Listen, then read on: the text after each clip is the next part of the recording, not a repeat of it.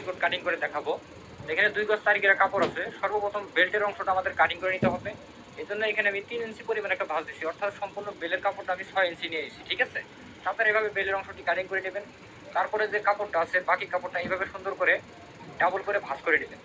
Double করে ভাঁজ করে নেওয়ার পরে ভালো করে খেয়াল করেন, এই সাইডে থেকে আমি 2 ইঞ্চি করে কাপড় কাটিং করে নেব, ঠিক আছে। এইভাবে 2 ইঞ্চি করে কাটিং করে নেওয়ার পরে এটা হলো এখান থেকে ফিতার কাপড় এবং কি বেল্টের যে জয়েন্ট দিতে হবে এই কাপড়টা আমরা এখান থেকে নিয়ে নিলাম। এটা বেল্টের জয়েন্ট, এটা ফিতা। আরেকটা ভাঁজ দিয়ে 4 পার্ট করে নিতে হবে। এখানে পেটিকোটের যে কল্লিটা হয় এই কল্লিটা আমরা এখানে হিসাব করে বের করে নেব। তো 36 ইঞ্চি একটা কোমরের পেটিকোটের জন্য এখানে 5 ইঞ্চি 2 পয়েন্ট আমরা নিয়ে এখানে এভাবে চিহ্ন করে ভাঁজ করে নেব। তো এই ভাঁজ অনুযায়ী কাটিং করে নিতে হবে, ভালো করে খেয়াল করেন। এই ভাঁজ অনুযায়ী সুন্দর করে কিন্তু আমি কাটিংটা করে নিলাম। এখন এই কাপড়টা এদিকে করে ঘুরিয়ে নিতে হবে এই পাশে, আড়াই আড়াই এবং খাড়ায় খাড়ায় এইভাবে সিস্টেম করে, ঠিক আছে। এইভাবে সোজা করে কাটিং করে নেব এবং এইভাবে কাটিং করে নেব।